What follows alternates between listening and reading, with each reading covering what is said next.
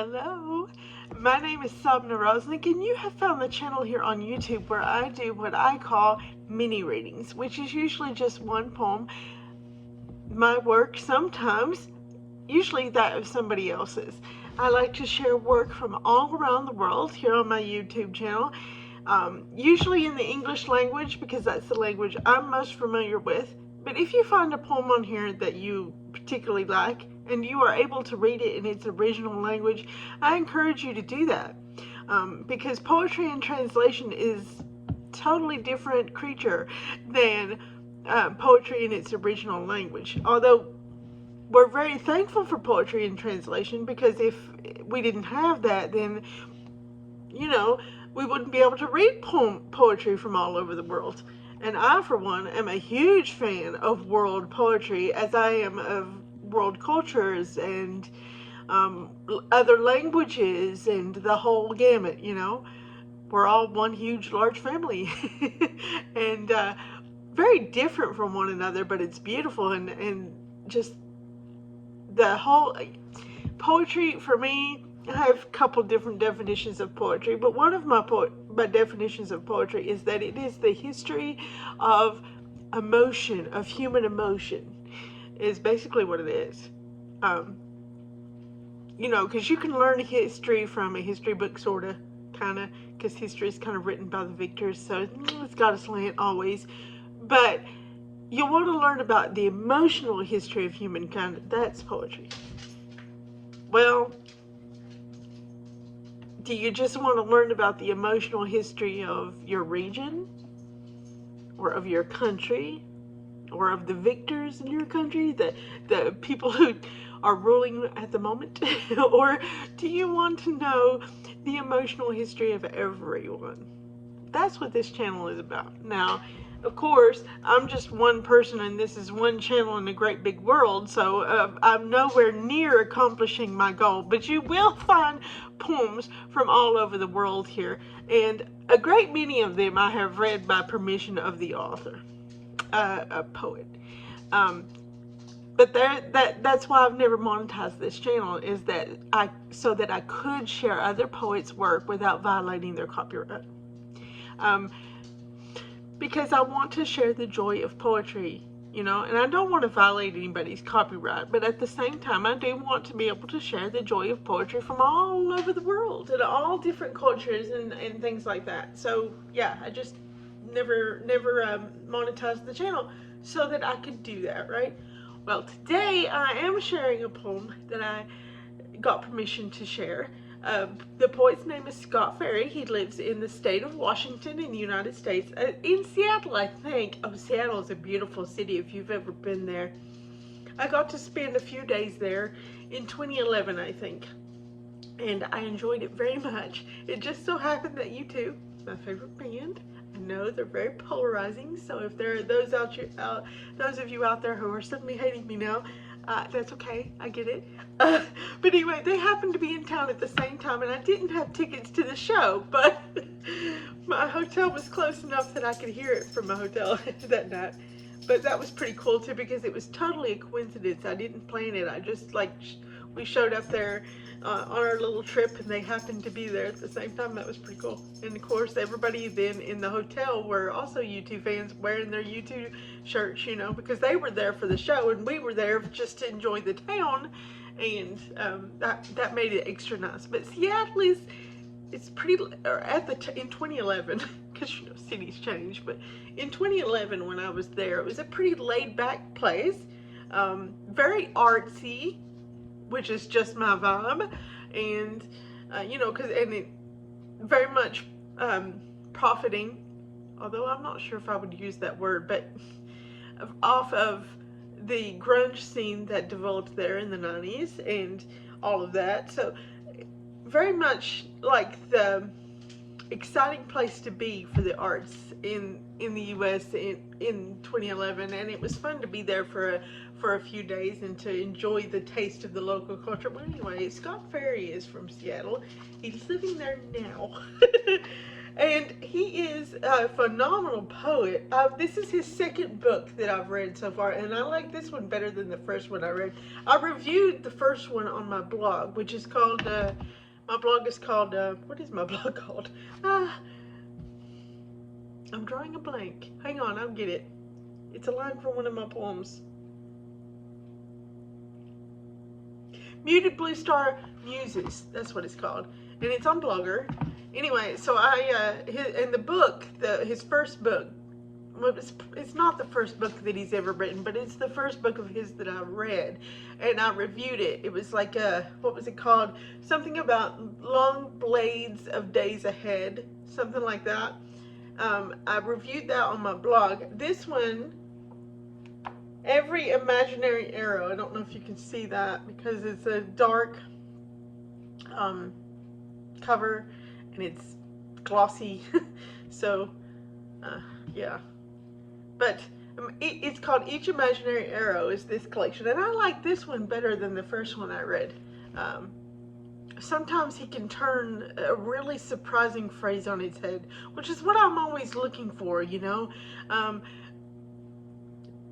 Yeah, we've kind of, there's certain things we've come to expect in poetry, because as poetry is like everything else, there are trends. There are things that are fashionable at certain times and not fashionable at others, and you can pretty much tell a poet that's been through an MFA program. You can spot them, because they all kind of write the same. I hate to say that, because I know the MFA poets get all the glory and fame and all the publishing contracts. They do. They get all the attention and all the glory and all the prizes and all the publishing contracts, but they all sound the same. And you can pick them out of a crowd. It's like, oh yeah, okay, well, I read that poem out in a magazine and it's clear you got an MFA. I don't even have to read your bio. And it's the same when you go to workshops. I've been to a couple workshops myself, never as a teacher. I've never had the privilege of teaching poetry yet. It's the one aspect of being a poet that I've not got to partake in yet, which is probably a good thing. I don't see myself being a good teacher because I'm not a good student. I tend, anytime I'm in a workshop, whenever I leave the workshop feeling like my teacher's like, oh good, I'm so glad to be rid of her. But anyway, I've always been kind of I won't say rebellious, that's not the word. I'm challenging. Anyway, I go into these workshops, and you go into these workshops and you have these people come in with these completely original, surprising, amazing poems, and I'm like, oh my gosh, that's just crackling with so much energy, so much kinetic energy, and it just moves, and it's exciting, and wow, who even knew that was going to go there? And that's just the most amazing thing I've ever read. I can't wait for your book to come out, and I'm all excited and fired up about it, right? And then by the time we get through the workshop, after we've listened to all the criticism from all the other students and from the teacher, and they've reworked the poem, by the time you see it in published form in their book, it's like every other poem that's out there. And I get so disappointed because I'm like, that started out as such a beautiful gem, and then they had to take it to workshops and it got ruined. Every time that happens. And I've done it to a couple of my own too. Let's be real. Because I went into workshops and I thought, you know, I'm the learner here, and these poets that are these workshop leaders are the elites in the industry. We'll just go ahead. I mean, poets tend to chagrin at words like that, but let's be real, they are. These are the elites of the industry, you know, people like Natasha Trethewey and Carolyn Forche, or I'm not sure if that's exactly how you pronounce her last name, but anyway, you know, people like that. I'm just to say this though, I love those poets, especially Carolyn Forche, huge fan. Even though I don't know how to pronounce her name, I've never heard it said out loud, at least not that I can recall in the moment. But huge fan. I have loved her work since I was a kid. But anyway, I'm just using them as examples of poets that I consider elite, right? You go into these workshops, and these workshop leaders are these poets that you look up to, that you've been reading for years and years and years, and they're considered elite, and they get the publishing contracts and all the honors, and you're like, oh, you know. That wasn't even a good imitation of an angelic, oh, but anyway. Let's be goofy on here, why not? So you think, okay, well, I should listen to their advice. They know what they're talking about. But then by the time you leave, you're sitting there with a poem that's a factory poem, pretty much. We'll call them factory poems. The poems that sound like every other poem out there. The kind of poem that the New Yorker would publish. And that's another publication that I used to be all about. And it used to be one of my great dreams, that I would be published in the New Yorker. And I used to pester the New Yorker to death to publish me, right? Of course, they never will unless you're already a big name. But, and I used to subscribe. But after a while of reading the poems that they did publish, I realized I don't want to be published in this publication, because it means that I will have to write like these people write. And I don't want to be that kind of poet. I don't want to sound like these people sound, because they all sound the same. I don't care how prestigious you are. I don't want to. Anyway, but then I am, I run an e-zine for the avant-garde and experimental now at this point in my career, so take everything I say with a grain of salt. If you want to be one of the elite who are publishing your poetry in the poetry magazine that gets out of Chicago, or the New Yorker and all of those traditional outlets like that, then go to the workshops and get the MFA and put out the factory poems. But that's not me, and that's not the kind of poetry that I like to read. Scott Ferry is not that kind of poem. He's not poet. He's not that kind of poet. I mean, and he's not necessarily a experimental or avant-garde poet either. He's kind of like in between. We'll call him a moderate poet, because he's not traditional.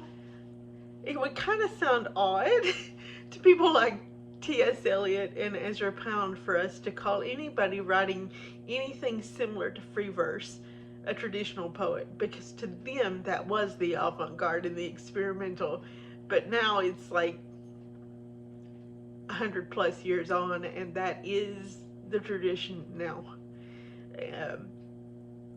Now T.S. Eliot and Ezra Pound are like Keats and Percy Bysshe Shelley and Tennyson, Anyway, so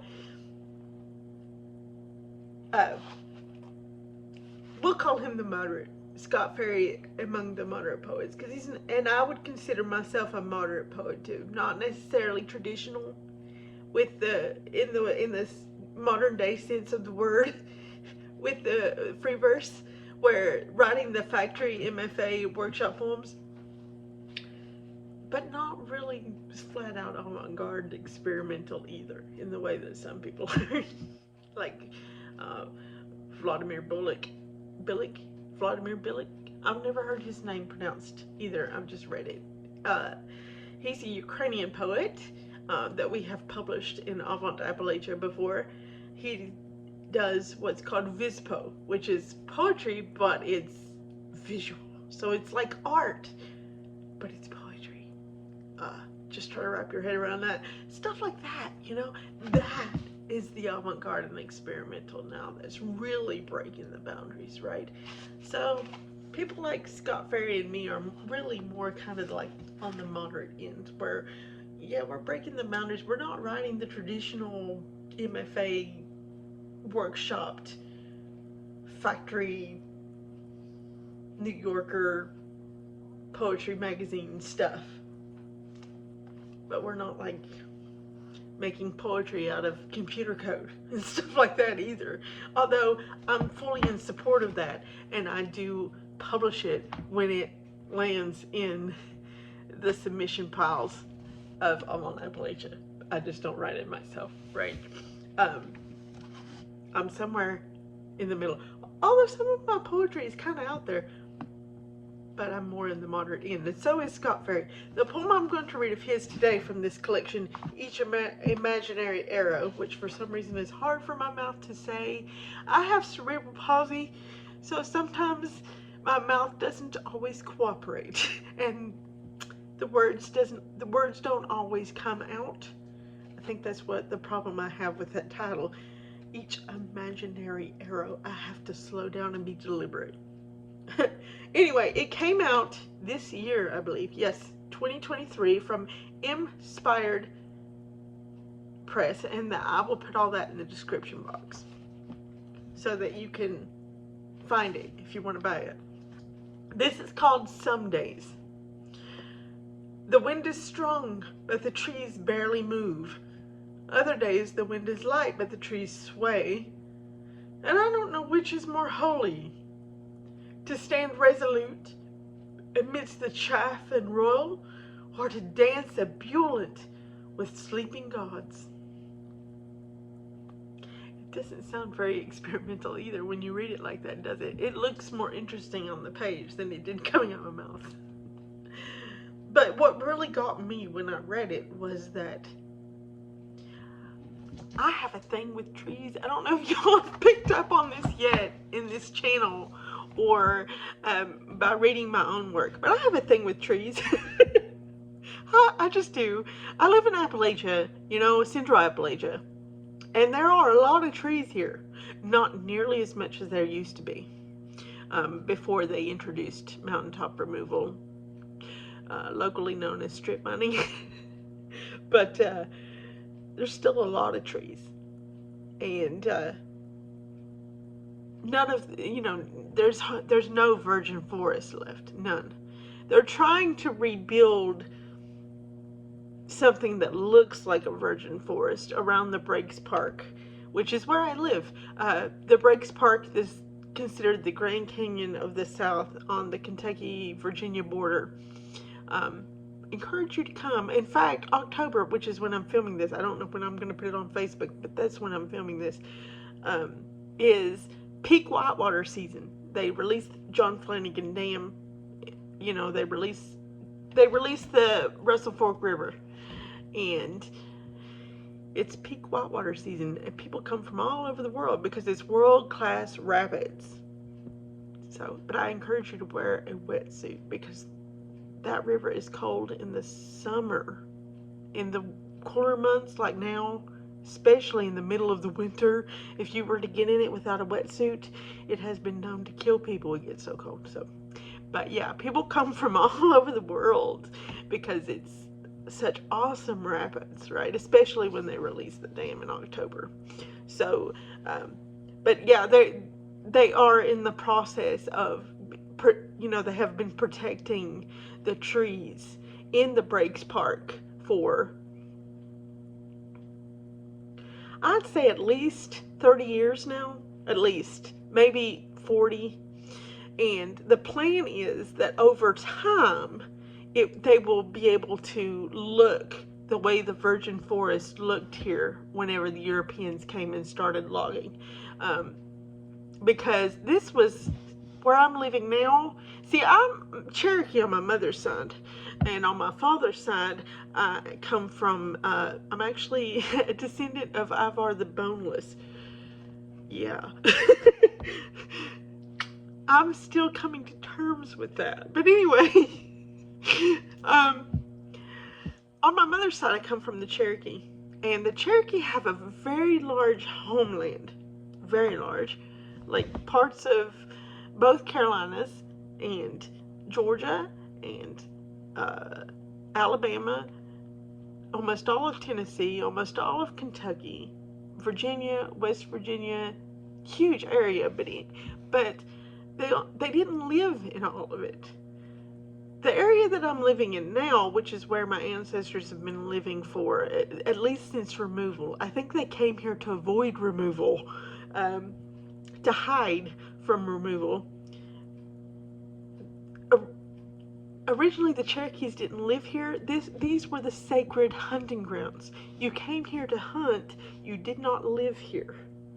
So all of these forests were untouched as far as like nobody ever cut any trees here. It was left for the animals, right? So when the Europeans came, it was all virgin forests, and you had these trees that were large enough that some of the Europeans would actually hollow out the trunks and live in the trees, and they actually have that documentation of that. They have photographs of these mountaineers, these pioneer men. You know, they called them pioneer men. Pioneer family, whole families, living in the trunks of these huge trees, right? And that's what they're hoping to get the breaks to eventually look like again. Because, you know, the Europeans came and they logged it all because the British, the whole thing with keeping the British Empire going was they needed ships. And in order to build ships, they needed wood. Well, they didn't have any wood left in Britain or Ireland anymore because they already logged them completely gone of all trees. So they came over here and they found a country that was almost entirely a rainforest, almost end to end, except for the breadbasket and the Mojave. But other than that, you've got the rainforest in Washington, and you've got from the East Coast over to where the prairies begin was all one big rainforest, and so including here, right? So it was big logging for them.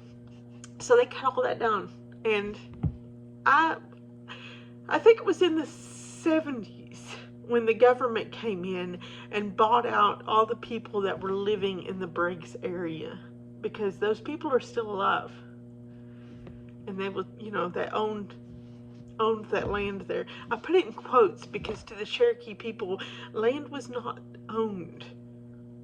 You couldn't own land. So, you know, to own land is a weird concept to me. I mean, I've been separated from the tribe for generations, obviously, since removal. Been separated from the tribe, and my people had to live as white people, more or less. But there are some values that did get passed down. At this point, most of my family will still do some things, but they won't remember why they do them. And so, like, my project during the pandemic was, I'm going to go back and study about the Cherokee and reconnect as much as I can from my remove. And I discovered, oh, that's why we do that. That's why we have that custom in our family. And that's why we do that. And that's why we have this, because we would still have some of these values, like, where we're kind of weird about some of the ideas that people have around owning land and stuff like that. It's like, we know that we feel that way, but we didn't understand why we felt that way, right? Well, as I go back and I study more about Cherokee culture, then I'd be like, that's why, you know? And so, I mean, I'll probably never reconnect with the tribe in any official way. I just don't see how that would be beneficial to me in any way, as far as, you know, I don't have any political motivations to realign with the tribe again, and or anything, because I'm not a political person. I've discussed that on this YouTube channel before. I don't have political interests anywhere. I don't consider myself as belonging to any country on this planet. That includes the tribes, because they are their own sovereign states, right? Really, they are. They're not given the same dignity as, say, the United States would give Britain or Germany. They're not afforded that same dignity, but they are considered their own countries. They're considered conquered countries. I don't know how to explain it, but if you do some research into it, you'll see what I mean. Anyway, I don't I don't have any political opinions on anything, though. I don't consider myself as belonging to any country. So then why would I go back and try to become a card-carrying citizen of a tribe? I have no motivation to do that. I do want to learn more about my Cherokee ancestry, right? I do want to learn more about their customs to understand more about myself and my people and reconnect with myself that way, right? But I don't have any motivations to become a card-carrying citizen. It's just a personal decision in that way. And I, you know, it would take a lot of work anyway. A lot of work. I probably have the information I need to do it, but because my grandmommy did all the work with the genealogies, but I just don't. I'm interested in learning about the culture. I just don't feel the need to officially reconnect with the tribe that way. But anyway, so they're trying to rebuild, at least, I mean, because they can't rebuild the whole area with making it into virgin forests again. Of course, that's too much to ask, because the coal companies own so much of it, even though they don't operate in the same way they did even 10 years ago. But they do own the greater majority of the land here, as far as that goes. So nobody has any control over it except them. But the Breaks Park, the states, because it's two states it's a interstate park that are cooperating to make that happen. They can do it there, and so they are trying to do it, but it's going to be a long time. I won't live probably to see that beautiful forest become what it should look like. But I'm glad they're trying to do it. I'm glad they're trying to do it. And they're reintroducing species of animals and birds that have been eradicated from this area and stuff like that. They're doing it from there. They have reintroduced the bald eagle, and they have reintroduced elk. They've reintroduced coyotes, and that's become so successful now that we're allowed to hunt them again, just to control their numbers. I don't, but you know, if one comes on your property, you're not going to get in trouble for shooting it. Whereas in the beginning you would. But you know, and they're talking about possibly in the future reintroducing the wolf, which is really exciting for me for personal reasons. I'm kind of a little bit uncomfortable about the idea of getting up in the middle of the night to let my dog out to go to the bathroom and there being a wolf in my yard. But you know, I have had that happen with a coyote, so I suppose if that happened with a wolf, I'd deal with it. But it is exciting, you know, to have them making efforts to help the local ecology become what it used to be. But anyway, yeah, it was to have at least a piece of this earth be what it used to be. I don't know where. I think my ancestors, before they came here to hide from removal, which I'm pretty sure is what they did, because the timing of, you know, you can follow the genealogy down so you can see when they move from one area to another across. And I think they ran from removal. It was a perfect place to come here to hide. And the mountains are closer together here. Well, the mountains, period. You know, and back then it was harder to get into the mountains. Yeah. But anyway, I think they started in North Carolina, which is probably where most of the tribes were. And then a lot of them were also, there were established Cherokee towns in Tennessee. In fact, that's where the state of Tennessee got its name, was from a Cherokee town that is now underwater because they flooded it to make a dam. In the 70s, they flooded it. The name of the town was Tennessee, I think. And so it became the state of Tennessee, named after that town, and it was a Cherokee town. But by the time they flooded it with the river, nobody was living there anymore because of removal. But it was like one of the main Cherokee towns of the whole homeland, right? And it was in the flatter areas of Tennessee. So, yeah, like, the mountains were always part of the Cherokee homeland, but we didn't live here. The mountains were sacred hunting ground. But, yeah. I've always had a thing with trees. So when I had to keep talking until I remembered why I brought that up. So when I read this, I do that. So when I read this poem, I just got struck by that imagery of and I guess it made me think of how a tree acts when a hurricane comes through. In North Carolina again, you've got those trees that are like oaks, the oaks that are stiffer, and so if they was to get hit by a hurricane or whatever, they would just break, depending on how big they were. The bigger, older oaks that have been there 200 or 300 years, maybe not, but the younger ones would just break, right? But you get a more flexible tree, like a palm tree,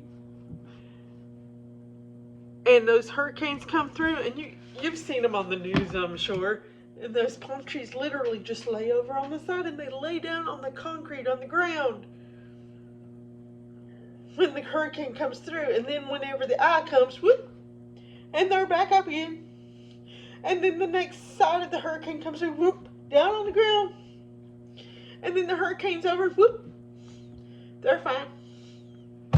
It just amazes me. And so that was what went in my head when I read this poem, was the difference between, and I love oaks. Oaks are some of my favorite trees, possibly because they're nearly extinct where I live, and they're one of the native species where I live. So I'm all about conserving oaks. But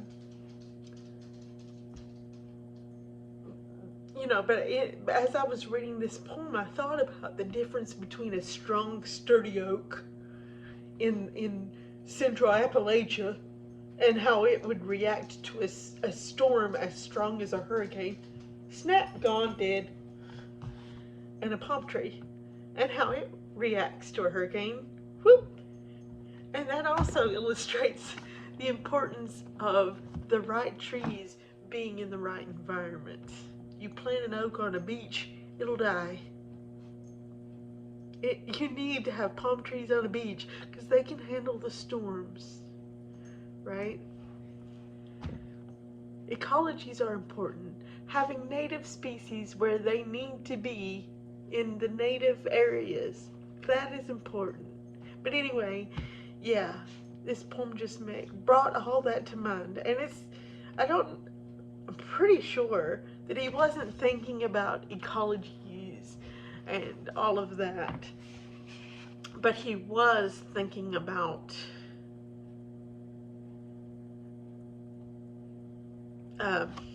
what's the word? Resilience. He was thinking about resilience. And I don't know which is more holy, to stand resolute amidst chaff and roil, or to dance ebullient with sleeping gods. So anyway, that's what I really liked about this poem. Resilience is so important. It's so important to the survival of the human species. Really, the human species is the most resilient of all species on this planet. Possibly in the universe, we don't know. But anyway, I think that's what makes the poem so powerful, is that it speaks of something so powerful as resilience, right? But anyway, I can chatter on forever if you let me when I get excited about something.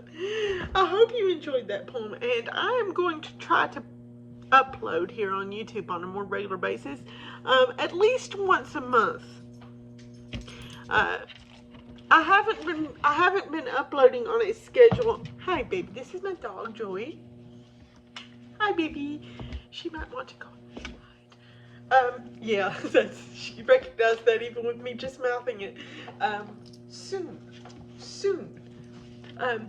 Mess up my makeup. I'm going to try to upload here on YouTube on a more regular schedule, at least once a month. I haven't been for a multitude of reasons.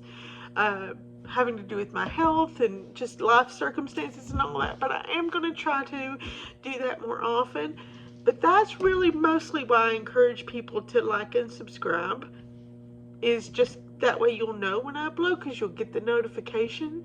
Because I don't do it on the schedule, but I am going to start trying to do that at least once a month. We'll see how that goes.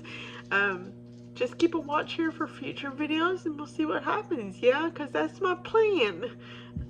Not making any promises, because my life is like, I don't know, I'd like to think of it as chaotic good, but I don't know, it could be chaotic evil. I have no idea. But I cling to the idea that it's chaotic good for my own sanity.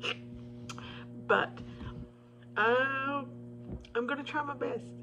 I'll see you here next time. Don't I go honey.